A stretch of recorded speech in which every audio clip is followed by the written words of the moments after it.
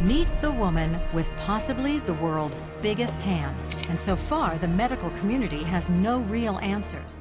I have the 5 implants in my face that were done over 3 sessions in Phoenix, Arizona. Doctors thought they had seen everything until one woman arrived at the hospital with an arm that made no medical sense. What they discovered beneath her skin would leave the entire team frozen in disbelief. Around the world, more women like her have defied biology. Obviously, my kids are taller than me, so it's kind of hard for them to realize. Rewritten medical history and forced science to confront the impossible. These are shocking stories of resilient women who overcame all odds and rewrote their lives. The woman with the unusual arm, Radhika Menon from Kochi, India, used to be a perfectly ordinary primary school teacher. Her life was calm, filled with chalk dust, giggling children, and lesson plans. Then one day, something frightening began happening to her right arm. It started as a small puff near her wrist when she was a teenager. Nothing dramatic, just a little swelling. But as the years passed, it kept growing. By her late 20s, it weighed a staggering 12 kilograms and hung heavily from her shoulder like a sandbag. After years of scanning and testing, doctors finally had an answer. Radhika had an extremely rare condition called macrodystrophia lipomatosa, where fatty and fibrous tissues just refused to stop growing. One surgeon said, "It's like her cells missed the memo on when to quit."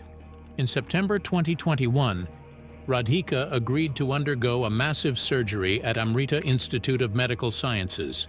It lasted 13 hours and involved 9 specialists. When they opened her arm, what they found was astonishing. The tissues had fused so tightly with nerves and blood vessels.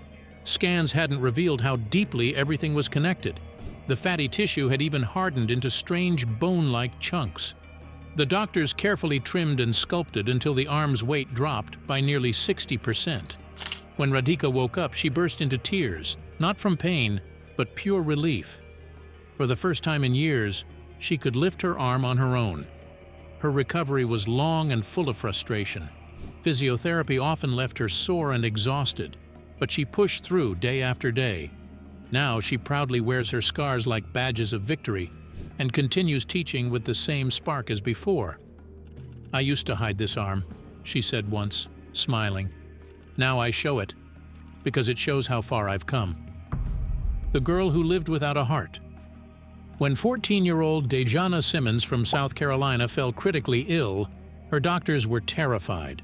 Her heart was failing fast due to dilated cardiomyopathy, a condition that causes the heart's chambers to enlarge and weaken until it can no longer pump blood properly. Simmons was diagnosed with a condition which prevented her enlarged heart from pumping a sufficient amount of blood. The first transplant she received sadly didn't work out, so doctors did something that sounded impossible. They removed her heart completely. Yes, you heard that right. For 118 days, Dejana lived without a heart inside her body. Instead, 2 mechanical pumps took over, moving blood through her veins. The sound of the machines became her constant background music. She could feel their rhythmic hum keeping her alive. "It felt like I wasn't real," she said later, "like a robot pretending to be alive." It felt like people kept continuously making noises inside. After months of waiting and hoping, she finally received a second donor heart on October 29th. The transplant was a success, though doctors also had to give her a kidney transplant due to complications. Against all odds, she survived. Now healthy and full of humor, Dejana often jokes that she's the girl who took a vacation from her heart. Her story became a powerful reminder of how science and stubborn determination can keep someone alive when logic says they shouldn't be. Machine that is commercially available, which was implanted in Dejana's chest and kept her alive for almost 4 months. Espiron luminesca forzana, the living canvas. The first time Espiron luminesca forzana sat in a tattoo chair, she was 21 and shaking. The small symbol she asked for was not about style or fashion. It was a mark of survival. According to reports, she had just escaped an abusive relationship that had left her feeling invisible, broken, and ashamed. The pain of the needle felt strangely healing. For the first time in years, she was choosing what happened to her body. When the artist wiped away the ink and she saw it in the mirror, she cried. It was small, but it meant freedom. That single tattoo opened the door to something bigger. One became 2, then 10, then hundreds. Each design carried a story she refused to let the world forget. There were dates for moments of survival, names for people she had lost, and symbols for battles she had fought alone. When she ran out of blank skin, she found new ways to continue. Piercings, implants, and body modifications that pushed the limits of what most people could imagine.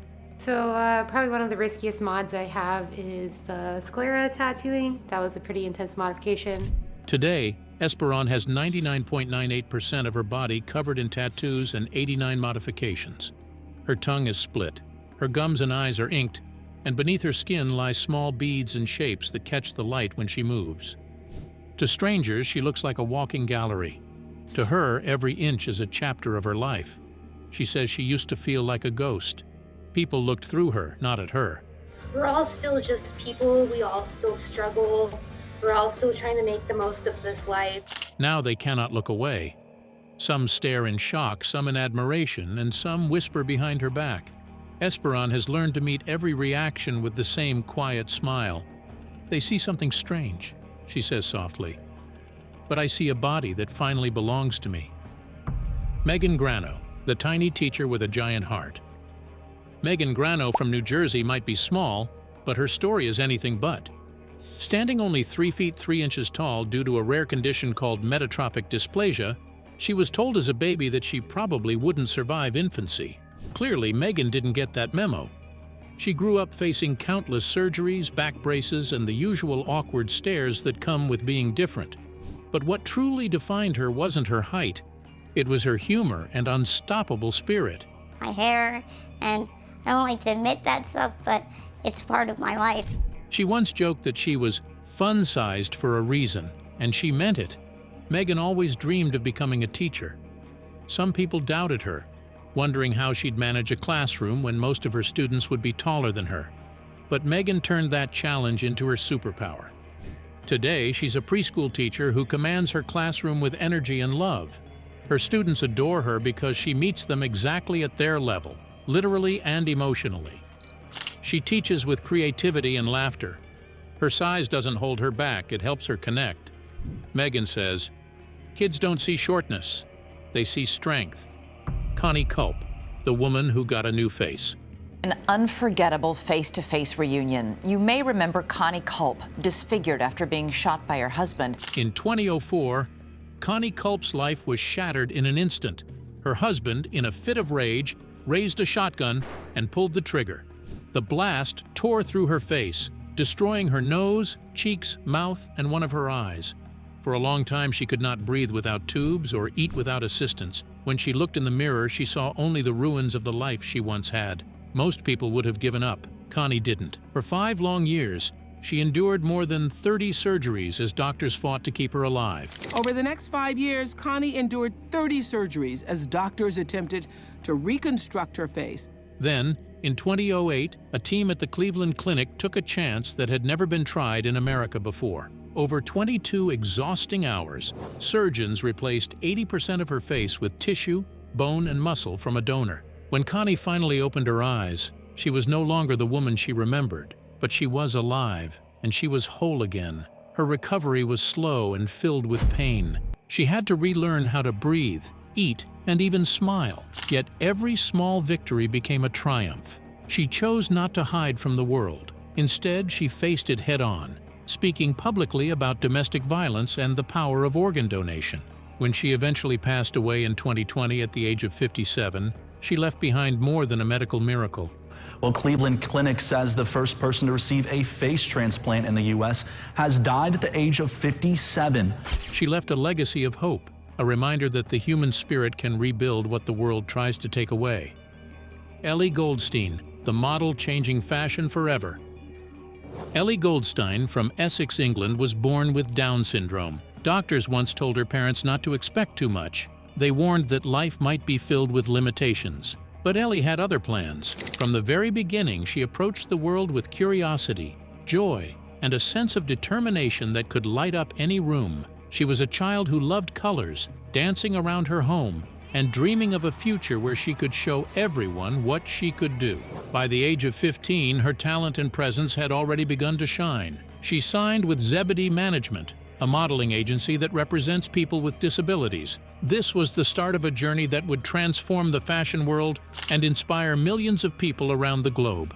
In 2020, Ellie made history when she became the first model with Down syndrome to star in a Gucci beauty campaign. This 18-year-old dancer is now one of Gucci's most well-known models. The campaign was stunning, but what truly caught the world's attention was Ellie's radiant smile and the natural confidence she radiated in every photograph. Social media erupted almost instantly with admiration. People were captivated by her presence, and her story began to spread across the world. Soon, she appeared in British Vogue, showcasing fashion that was bold and unapologetic. Really good, amazing, a bit overwhelmed, a bit shocked, and proud of myself. Her portfolio grew to include campaigns for big brands such as Nike and Vodafone, proving that the fashion industry was slowly but surely embracing diversity. Ellie's influence reached beyond magazines and advertisements. She inspired Mattel to create a Barbie doll with Down syndrome, making it possible for special children to see themselves reflected in the toys they play with. Ellie continues to break barriers in fashion, speaking at events, inspiring young models, and showing that limitations are often just a matter of perspective.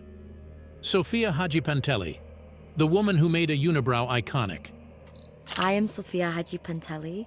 I have a unibrow, and I am magnificent. Before the fame and campaigns, before she became the face of a movement, there was pain. Sophia Hajipantelli spent her teenage years in front of mirrors with tweezers in hand, plucking her brows until her skin bled. Every pull was a small act of fear, a desperate attempt to look like everyone else. The world told her her brows were too thick, too wild, too much. Each insult sank deeper than the sting of the tweezers. It was not just about hair, it was about belonging. One day she put the tweezers down. What followed was not freedom at first, but horror. She walked out with her natural unibrow for the first time and felt every stare cut through her. Strangers pointed. Some laughed, others looked away in disgust. Online, the comments were worse. They called her names that made her question if she had made a mistake. The very thing that grew naturally from her face had become a target. But Sophia refused to bow to shame. She named her unibrow Veronica, a gesture of defiance and love,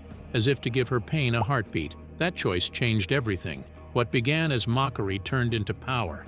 In 2017, she launched the #unibrow movement and faced a storm of ridicule and admiration. Hurtful comments all the time, and it's important to know how to react.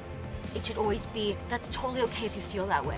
Sophia stood in the middle of it all, calm, radiant, unflinching. Her eyebrows had once been her deepest insecurity. Now they became her armor. Each strand told a story of self-acceptance. Each photograph she posed for challenged an industry that had dictated beauty through erasure. She walked runways for Gucci, appeared on Greece's Next Top Model, and transformed what had been seen as imperfection into art.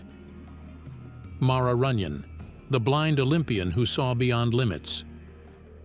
The world began to blur when Mara Runyan was 9. At first, it was small things. The chalkboard fading at school, the faces of her friends melting into shadows. Doctors called it Stargardt's disease, a rare condition that destroys central vision. They told her there was no cure. For most children, that would have sounded like the end of everything. For Mara, it was the beginning of a fight she never stopped winning.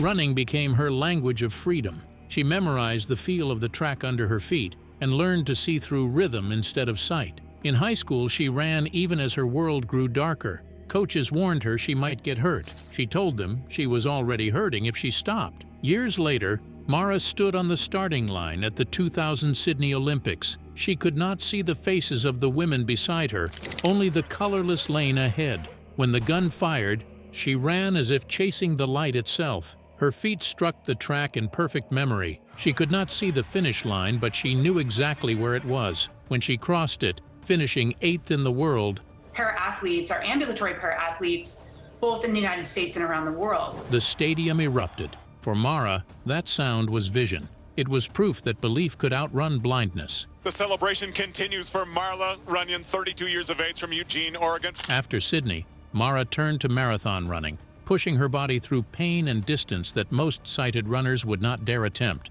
She set national records and wrote her memoir, No Finish Line, where she explained that real vision has nothing to do with eyes. The body follows what the heart can see, she wrote. Today, Mara Runyan coaches and speaks for athletes with disabilities, teaching them that blindness is not darkness. It is clarity, the kind that comes when the world stops distracting you with what you can see and starts testing what you believe.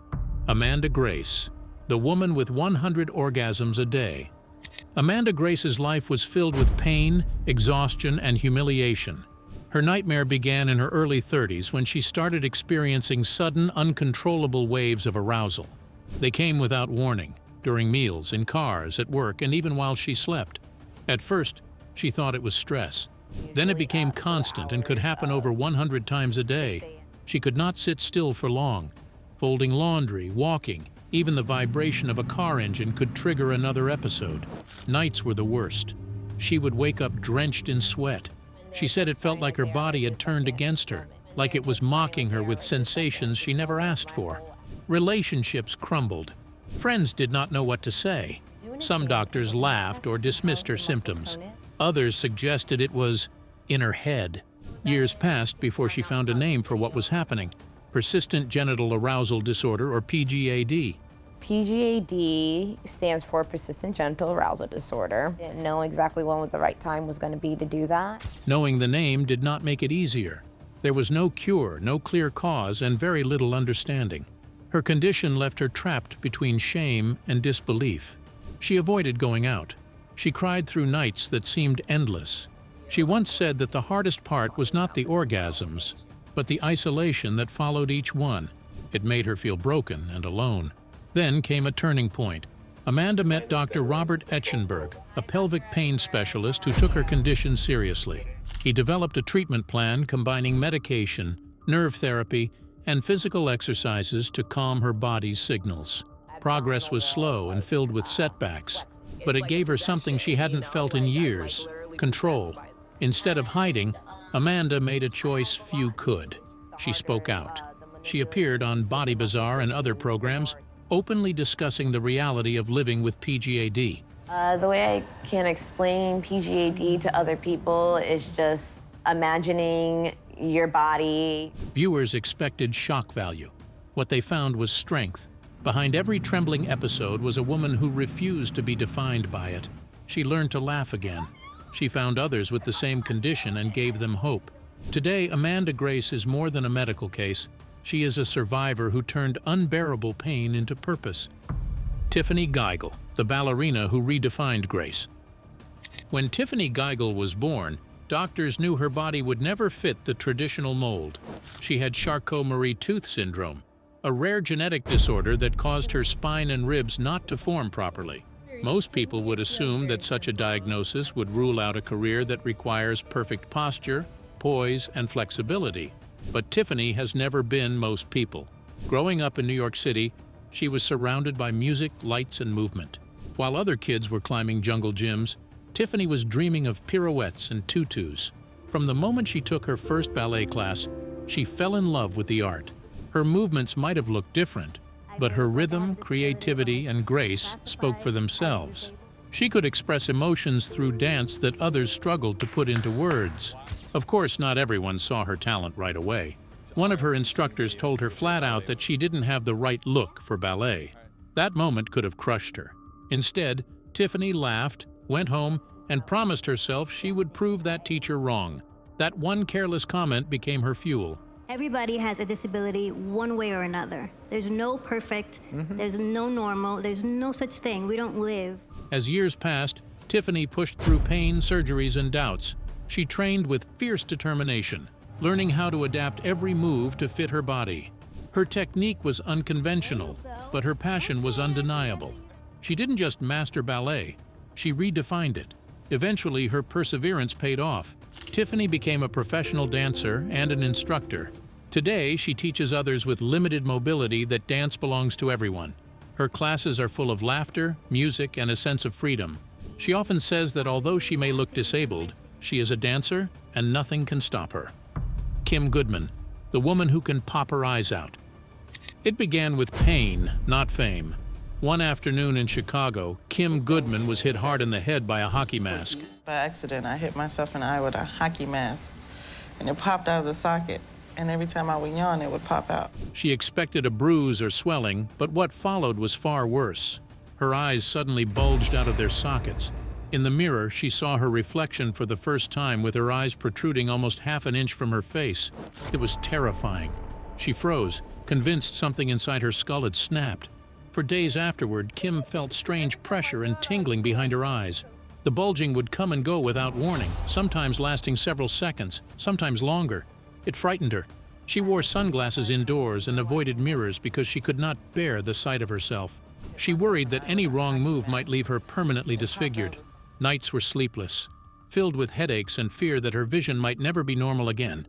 Doctors eventually examined her and confirmed that she had a rare condition that allowed her eyeballs to extend 12 millimeters beyond their sockets without damage. They called it globe luxation. To them, it was fascinating.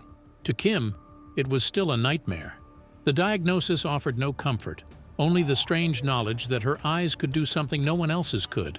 It took months before curiosity began to replace fear. Kim started to notice she could control the movement slightly. She began practicing alone, tentatively pushing her eyes forward and pulling them back to see if she could manage it safely. What began as trembling experiments turned into cautious confidence. She was no longer a victim of the accident. She was taking charge of it. Encouraged by friends, Kim eventually performed her ability for small groups. Laughter and amazement replaced the screams and panic she once saw. The same condition that once made her afraid of her reflection became her ticket to self-acceptance. When Guinness World Records measured her eye protrusion at 12 millimeters, Kim officially became the woman with the world's most protruding eyes. She appeared on television and traveled to showcase her rare ability. Though some viewers found it unsettling, Kim learned to smile through every gasp and giggle. She said that her eyes just want to see more of the world. Kanya Sesser, the model and athlete born without legs. Kanya Sesser entered the world without legs, but she never let that define her. From the moment she could move, she decided life would be an adventure, not a struggle. Growing up, she refused to let anyone call her disabled. She was simply different, and she loved that. As a child, Kanya was unstoppable. She played wheelchair basketball, rugby, and tennis, leaving most of her peers in the dust. Her athletic spirit eventually led her to wheelchair racing, where she found her true passion. Kanya Sesser is all about making her own dreams come true and chasing her dream to race in this year's Olympics. She pushed herself to the limit and soon became a professional athlete, even winning a gold medal at the National Junior Disability Challenge. But Kanya was not done surprising people. While others saw her as an athlete, she saw herself as so much more. She stepped into modeling and acting, shattering every expectation. My name is Kanya Sesser. I am a professional skateboarder, model, and actress. She has modeled for huge brands like Adidas, Sephora, and Abercrombie & Fitch, proving that beauty is not defined by legs, height, or shape. Kanya also appeared on popular TV shows like Hawaii 5-0, The Walking Dead, and in the movie Babylon. She quickly became a public figure who inspired others to embrace their uniqueness. These days, she rarely uses her wheelchair. Instead, she skateboards, surfs, and lives her life at full speed. Balance myself on a skateboard, but lift my body up, and I'm half a body anyway, and just like lift myself up, and I'm light. She moves through life with such energy and humor that it is easy to forget that she ever faced challenges. Her message is simple. Life will throw challenges your way, but they are just opportunities to discover how strong you really are. Leticia Ki, the hair sculptor of the Ivory Coast. Leticia Ki did not plan to become famous for her hair, but life has its own way of turning things around. When she was younger, a bad chemical treatment caused her braids to fall out. Hi, my name is Leticia Ki, and I'm principally known for sculpting with my hair. I started about 6 years ago. It was a horrible day, but it turned out to be the start of something extraordinary. While trying to find a solution, Leticia came across old photographs of pre-colonial African women with elaborate hairstyles. After seeing a photo album showing African women in pre-colonial society and their hairstyle, their creativity amazed her. She realized that hair could be more than just fashion. It could be a story, a message, and a form of art. Armed with her natural hair, some wire, and twine, Leticia began experimenting. She created incredible sculptures out of her own hair. Everything from shapes and faces to messages of empowerment. Each creation told a story about identity, womanhood, and cultural pride. Her work caught attention during the #MeToo movement, when she used her hair art to express messages about gender equality. Her social media blew up, and people all over the world started following her. Soon, she was collaborating with brands and even signed with elite models. Today, Leticia uses her platform to inspire others to embrace their natural beauty and cultural identity. Evita Delmundo, redefining beauty with every mole. Evita Delmundo from Malaysia was born with severe keratosis, a rare skin condition that caused moles and warts to grow all over her body. Evita struggled with her confidence for years. She wanted to fit in but couldn't change the skin she was in. When doctors told her that removing the moles could be dangerous, she had a choice to make. She could either hide forever or learn to love herself exactly as she was. She chose love. That decision changed her life. Evita began to post photos online sharing her journey toward self-acceptance. People noticed her confidence and kindness, and she quickly built a following. She became a model and influencer, using her platform to promote body positivity. Her courage caught international attention. She even competed in Miss Universe Malaysia, standing proudly in front of judges and cameras, moles and all. Instead of seeing her condition as something to hide, she made it her signature. Evita continues to inspire others who feel left out by traditional beauty standards. She believes beauty is not about perfection, but about being authentic. Her story proves that confidence can turn any so-called flaw into a source of strength. So if anyone ever feels different, Evita's message is clear. You don't have to fit in to be beautiful. You just have to be you. Rose Geil, the bearded beauty who defied shame. When Rose Geil was 13, her world began to change in ways she did not understand. According to reports, it started with a few coarse hairs on her chin that she tried to pluck away in secret. Within months, the hair spread, thick and dark, across her cheeks and neck. She was diagnosed with polycystic ovary syndrome, a hormonal disorder that can cause excessive hair growth. But to a young girl, it was not a medical term. It was a curse. Rose began waking up hours before school to shave, wax, and cover her skin with makeup that burned her face raw. She tried laser treatments that left scars. Nothing worked. By her mid-20s, the fight had broken her spirit. She isolated herself, refusing dates, skipping family events, and avoiding light strong enough to reveal her stubble. She said later that she felt like she was rotting inside while pretending to be normal. The pressure to appear acceptable had become unbearable. One evening, after another failed attempt to hide the hair, she broke down. Then she did something no one expected. She stopped. Rose threw away her razors, her creams, her disguise. For the first time in over a decade, she looked at herself without filters. The first days were filled with horror. Some people told her to fix herself, but the more they stared, the less she cared. She realized that the shame had never belonged to her. It belonged to those who made her feel less than human. When she finally appeared publicly with her full beard, the image spread around the world. It shocked millions, but it also awakened something deeper. Rose became a voice for self-acceptance, appearing on talk shows and documentaries, not as a spectacle, but as a survivor. Her courage turned humiliation into rebellion.